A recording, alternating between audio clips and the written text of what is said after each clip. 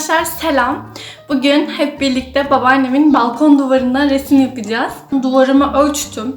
Duvarım yaklaşık 2,5'a 2,80 civarıydı. Bitkiler, hayvanlar şeklinde olacak. Tahta kalemi yardımıyla çizimime başlayacağım. Dilerseniz keçeli kalem de kullanabilirsiniz. Duvarım pürüzlü olduğu için kurşun kalem çok da etkili olmuyor. Çizeceğim kompozisyonu bilgisayardan Photoshop programıyla oluşturdum. Yaklaşık 8-10 tane görsel beğendim. Kimisi fotoğraf, kimisi çizim.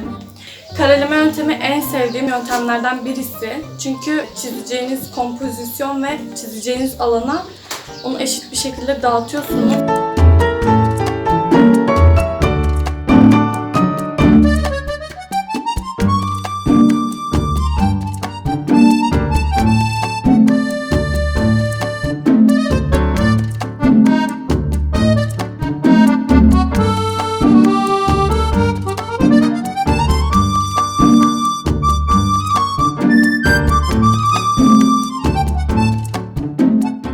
İlk olarak astarımı atıyorum.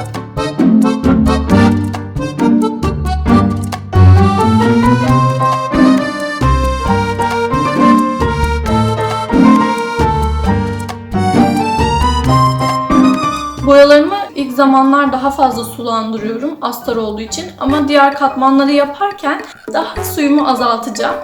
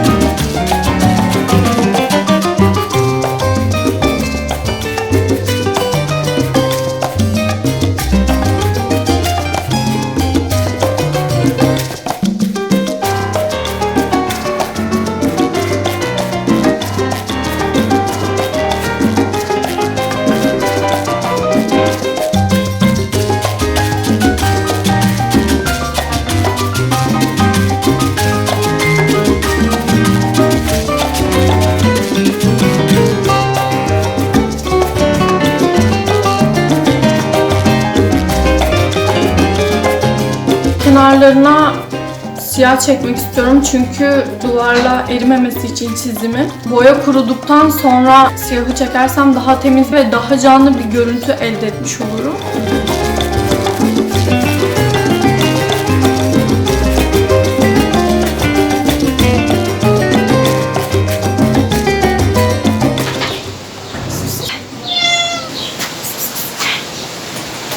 Kediler geldi. Al kucağına. Ay baksana her yerim batmış. Saçım da batmış. Köpek karga bile geldi. Yavru mu? Aa, küçük gibi. Aha, çok küçük. Ah kediler görürse. Ay görürler anne. Yok yok. Görmediler mi? Gitti ama. Azar azar öğreniyor uçmağı bak. Çatıdan çatıya.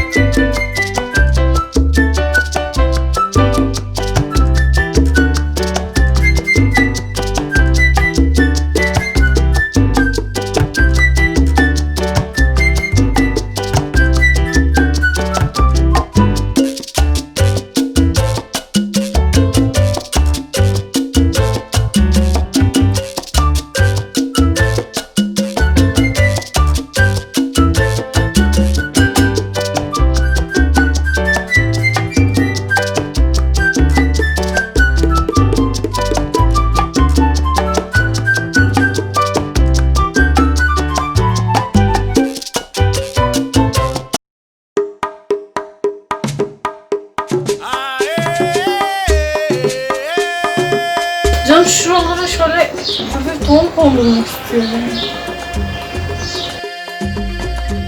Bir tane çiçeğe benzedi bu ama borazan çiçeği mi deniyorlar ya? Boru çiçeği. Yok yok.